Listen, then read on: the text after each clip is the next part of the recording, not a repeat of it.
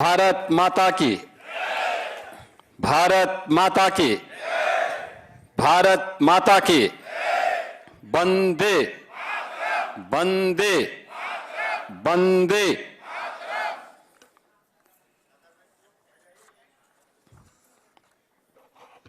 आज के इस कार्यक्रम में समारोह में मेरे साथ उपस्थित उत्तर प्रदेश सरकार में मंत्रिमंडल के मेरे वरिष्ठ सहयोगी उप मुख्यमंत्री श्री केशव प्रसाद मौर्य जी, उप मुख्यमंत्री श्री ब्रजेश पाठक जी, प्रदेश के खाद्य एवं सार्वजनिक वितरण मंत्री श्री मनोज कुमार पांडे जी, विभाग के राज्य मंत्री श्री सतीश चंद्र शर्मा जी, प्रमुख सचिव खाद्य एवं रसद और आज के इस कार्यक्रम में उपस्थित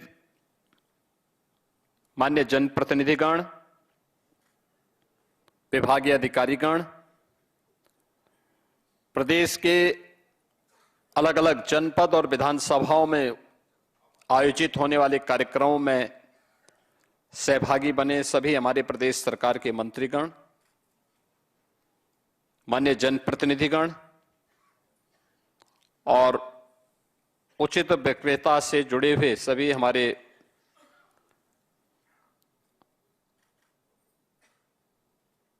बहनों और भाइयों, मैं सबसे पहले खाद्य एवं रसद विभाग की ओर से आयोजित आज के इस कार्यक्रम में आप सभी का, जो यहां पे फिजिकली उपस्थित हैं उनका भी, और जिन्हें वर्चुअल इस कार्यक्रम के साथ जुड़ने का अवसर प्राप्त हो रहा है, उन सब का मैं हृदय से अभिनंदन करता हूं।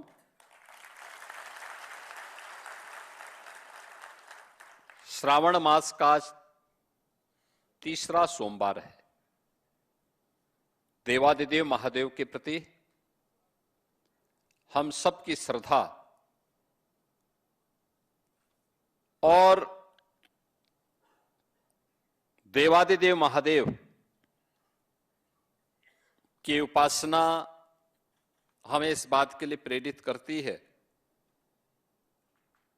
कि शिवो भूत्वा शिवम यजेत, यानी शिव की पूजा का मतलब शिव की तरह हो जाना, शिव में एकाकार हो जाना, उसमें लय हो जाना। ईश्वर ने यह दायित्व आपको दिया है। काम तो बहुत सारे लोगों के पास, हर व्यक्ति कुछ न कुछ काम धंधा शुरू करके अपनी आजीविका कमाता है, लेकिन आजीविका कमाने का माध्यम, और वह भी हर एक तबके के लिए,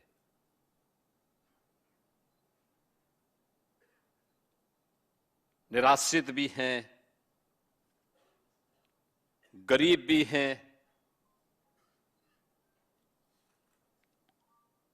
और समाज के अन्य जरूरतमंद भी हैं, दिव्यांगजन भी हैं। उन सबके हितों को ध्यान में रखते हुए उन्हें शासन की योजना के साथ जोड़ने का कार्य, यानी दुनिया के अंदर शासन की अन्न योजना का जो सबसे बड़ी योजना है दुनिया की,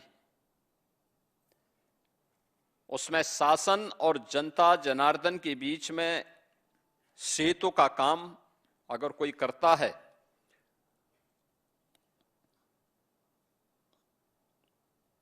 तो वह उचित विक्रेता, उचित मूल्य विक्रेता से जुड़े हुए आप सभी फेयर प्राइस शॉप के संचालक करते हैं।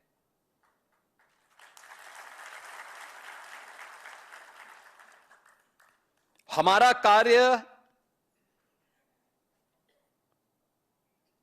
अगर हमें सम्मान न दिलाए तो कम से कम उस कार्य के कारण हमें अपमान न महसूस हो, ये जरूर हमें ध्यान में रखना चाहिए। 2017 के पहले आप कार्य करते थे, लेकिन लोग आपको शक की निगाहों से देखते थे, आपका सम्मान नहीं होता था। जो बात यहां पे डिप्टी सीएम श्री ब्रजेश पाठक जी कह रहे थे, कोटेदार शब्द से ही लोगों को एक चिढ़ सी होने लग गई थी। गलती आपकी नहीं थी, पाप करता था कोई, भुक्तभोगी होता था कोई। उस समय की सत्ता में जो लोग आसीन थे, नियत उनकी खराब थी, उनकी नियत में खोट था।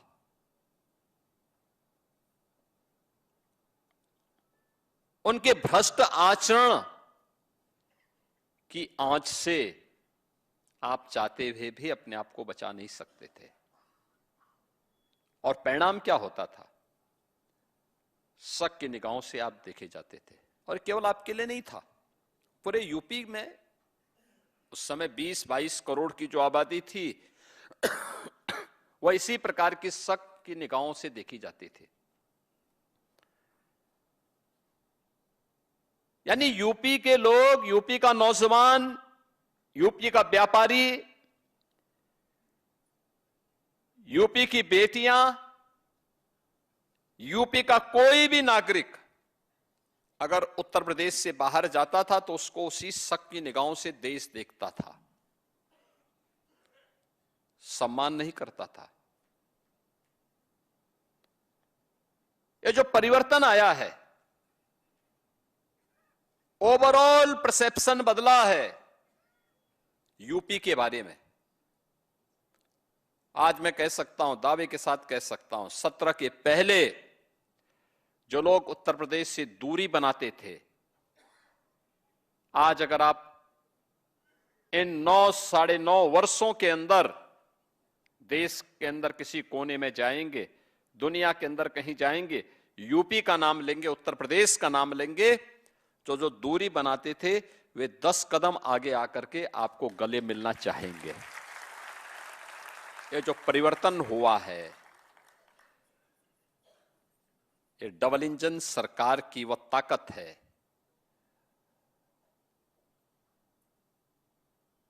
जो एक सामूहिक रूप से प्रधानमंत्री मोदी जी के मार्गदर्शन में, उनके नेतृत्व में इस प्रदेश ने अर्जित की है। और यही स्थिति आप सभी उचित मूल्य के विक्रेताओं के सामने भी थी। मेहनत आप करते थे, अब राशन शासन नहीं भेज रहा है तो गलती आपकी क्या थी, लेकिन गाली आप खाते थे। लूट उनकी होती थी लेकिन खामियाजा आपको भुगतना पड़ता था, परेशानी आपको होती थी।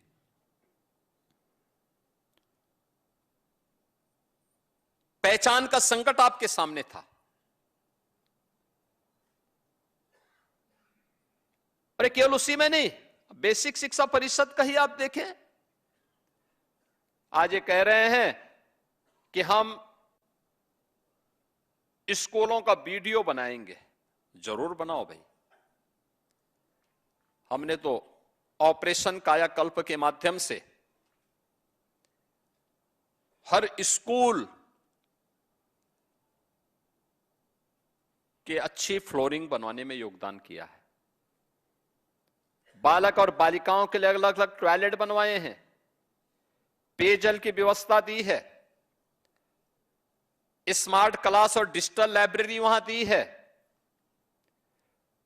फर्नीचर देने के कार्य किए गए हैं।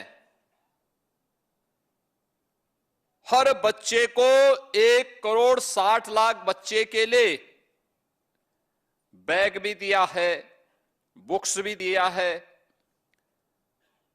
2 यूनिफॉर्म प्रत्येक बच्चे को,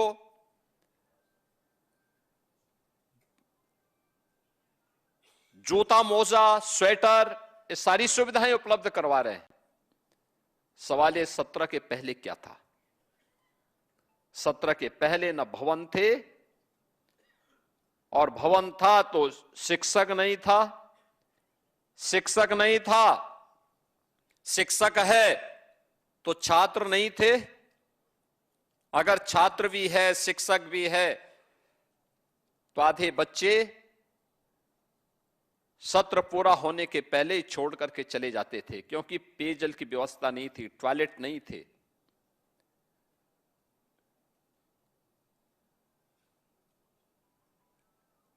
आज निपुण भारत अभियान के अंतर्गत उत्तर प्रदेश के स्कूली बच्चे न केवल अक्षर ज्ञान में बल्कि वाक्य विन्यास करने में पारंगत हुए हैं। विज्ञान की, गणित की, अंग्रेजी की शिक्षा वे अपने स्कूल में पढ़ते हैं, और जब भी हम लोग स्कूल का भ्रमण करते हैं तो वहां पे देखते हैं कि बच्चे कुछ अच्छा कर रहे हैं। यानी ये जो परिवर्तन हुआ है, ये परिवर्तन दिखता है कि उस परिवर्तन को भी नकारात्मकता में बदलने के लिए लगातार जिन लोगों ने कर नहीं पाए, आज वे आरोप प्रत्यारोप करते हैं, और यही स्थिति आप सबके लिए भी हुआ है। प्रदेश का परसेप्शन ठीक हो, उचित मूल्य विक्रेताओं के बारे में लोगों की धारणा ठीक हो, इसी के लिए 2017 में हम लोगों ने ई-पॉस मशीन लगानी प्रारंभ की थी। ई-पॉस मशीन हम लोगों ने उस समय कहा था कि नहीं भाई, सिंगल डोर स्टेप होगा। एफसीआई के गोदाम से सीधे कोटे की दुकान पर फेयर प्राइस शॉप तक हम सिंगल डिलीवरी के माध्यम से राशन पहुंचाने का काम करेंगे, बीच में नहीं, सीधे पहुंचाने की कार्रवाई शुरू हुई। मीडिएटर नहीं रहेगा, सरकार और उचित मूल्य विक्रेता के बीच में कोई बैरियर नहीं रहेंगे। हम सीधे उनको देखेंगे, सीधे उन तक संवाद बनाएंगे। परिणाम क्या है? परिणाम इसी से आते हैं। याद करिए, उस समय तक 70 पैसा केवल मिल पाता था। ट्रांसपेरेंसी लाई गई, आपका सम्मान बढ़ा। सम्मान बढ़ने का परिणाम क्या है? आज गांव में लोग सुख दुख में आपके साथ खड़े होते हैं और आपका सम्मान भी करते हैं। एक, आपका सम्मान बढ़ा, आपके प्रति विश्वास में वृद्धि हुई है।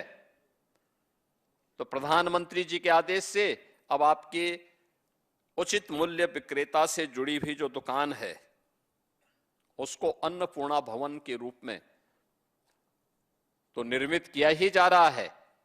निर्मित करने के लिए इस वर्ष हमने 500 करोड़ रुपए केवल इसी के लिए रखा है। 500 करोड़ रुपए, यानी वहां पे दुकान भी बनेगा और एक वेयर हाउस भी, यानी आपके लिए गोदाम का भी व्यवस्था वहां पर हो जाएगी।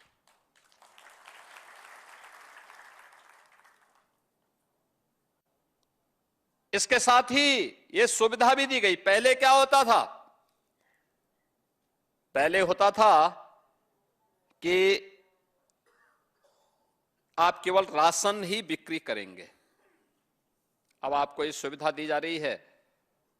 39 आइटम ऐसे हैं, उन सामानों को आप अपनी दुकान में ला करके बेच सकते हैं। 39 प्रकार के आइटम ऐसे हैं, यानी नशीली पदार्थ न हो, समाज और देश के प्रतिकूल कोई ऐसा आचरण न हो तो फिर कोई समस्या नहीं, आप अपनी दुकान से वे सारे सामान बेचिए, कपड़े बेचिए, अन्य सामान, साबुन बेचिए, टूथपेस्ट बेचिए, तेल बेचिए, कोई समस्या नहीं, कोई रोक टोक नहीं है। अब पहले ये नहीं होने दिया जाता था, अब ये छूट आपको उपलब्ध हुई है। और 70 पैसे से पहले 90 पैसा, 90 पैसे से बढ़कर के अब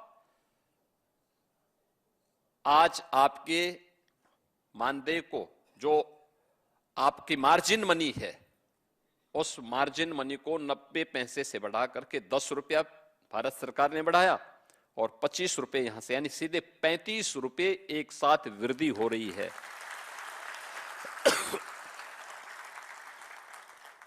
आप देखो ना, एक लंबी छलांग। और अभी हम लोगों ने और लिखा है कि 25 रुपया हमने बढ़ा दिया है यहां से, अभी हमने भारत सरकार को भी लिखा 25 रुपया और बढ़ाने के लिए। अगर वहां से हो जाता है तो फिर तो आपके पास तब तो बोलना ही क्या है। लेकिन समय लगेगा, एक प्रक्रिया होती है, पूरे देश के बारे में सोचना होता है। लेकिन एक व्यवस्था वहां पर लागू करने का कार्य, और सबसे बड़ी बात यह है बहनों और भाइयों, सबसे बड़ी बात यह है, कार्य वो होना चाहिए जिसमें सम्मान हो।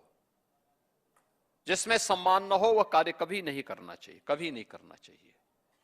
पीढ़ियां खराब होती हैं, पीढ़ियों पर प्रभाव पड़ता है।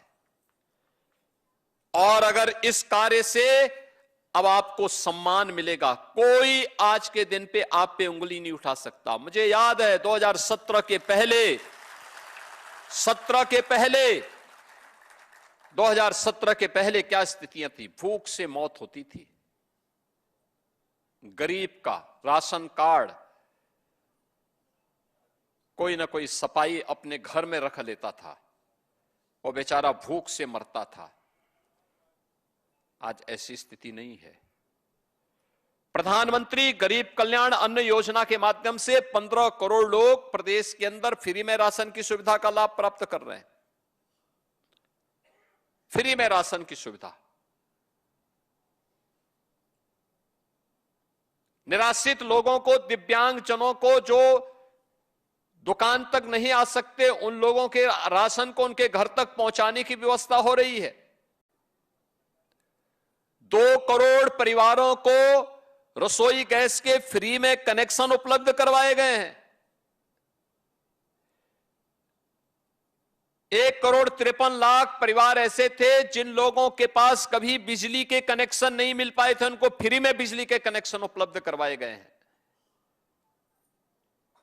10,000 राशन की इन दुकानों को अन्नपूर्णा भवन के रूप में स्थापित किया गया है। अन्नपूर्णा भवन। और पूरे प्रदेश में इस वर्ष 500 करोड़ रुपए इसके लिए अतिरिक्त रखा गया है। आप सोचो ना, राज्य कैसे आगे बढ़ता है। आज उसके परिणाम हमारे सामने हैं। पहले सरकार ही लूट मचाती थी, तो कहां से परिवर्तन हो जाता है, कहां से परिवर्तन हो जाता है। फेयर प्राइस शॉप संचालकों को केवल कोसने भर से परिवर्तन नहीं होने वाला है। मेरा मानना है प्रदेश में जिन क्षेत्रों में व्यापक रिफॉर्म हुए हैं, उसमें से खाद्य रसद विभाग है, जिसमें 17 के पहले अगर मेरे जनता दर्शन कार्यक्रम में मेरे पास 1000 एप्लीकेशन आती थी, तो उनमें से मैं देखता था कि लगभग 300 केवल राशन से संबंधित विसंगतियों की ओर लोग शिकायत करते थे। और आज जैसे कि विभागीय मंत्री श्री मनोज पांडे जी कह रहे थे, आज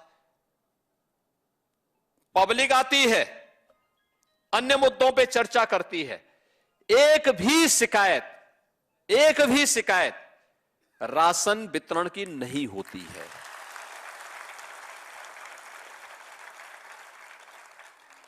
ये आपका सम्मान है, ये है आपका सम्मान,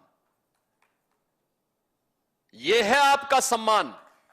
अब आपकी कोई शिकायत नहीं करता है, अब आपको कोई कटघरे में नहीं खड़ा कर सकता है, अब आपके बारे में कोई उल जलुल बातें नहीं कर सकता है, और आपका सम्मान हुआ तो हमें प्रसन्नता इस बात की, क्योंकि शासन की स्कीम को आप सफलतापूर्वक जमीनी धरातल पर उतारने का काम करते हैं। तो हमें प्रसन्नता इस बात की होती है कि हमने जिस गरीब के लिए जो चीज उपलब्ध करवाई थी वह उस गरीब तक पहुंच गई है। और मॉडल आपने कोविड के दौरान तो किया ही, कोरोना के दौरान जब कोरोना था, उसका संक्रमण था, तब भी आप राशन वितरित कर रहे थे। हम लोगों ने उस समय जब सारा काम धंधा बंद हो गया, दाल, नमक और तेल वितरण की एक स्कीम को लागू किया था, और मैंने देखा एक भी जगह से शिकायत नहीं आई थी। हर गरीब तक तेल पहुंचा था, नमक पहुंचा था और दाल भी पहुंची थी, हर तक पहुंच रही थी। अब कोई नहीं कर सकता गलत उसमें। इसका मतलब नियत सरकार की खराब थी, खराब लोग यहां बैठे हुए थे, इसलिए कार्य नहीं होने देते थे। खामियाजा आपको भुगतना पड़ता था आज, और वे आपका इंसेंटिव भी नहीं बढ़ाते थे, बढ़ाना भी नहीं चाहते थे। आज तो विभाग का प्रस्ताव जैसे आया तत्काल इसको आगे बढ़ा दिया गया, और मैं धन्यवाद दूंगा आपके संघ को, जिन्होंने अभी ज्ञापन के माध्यम से धन्यवाद भी दिया है।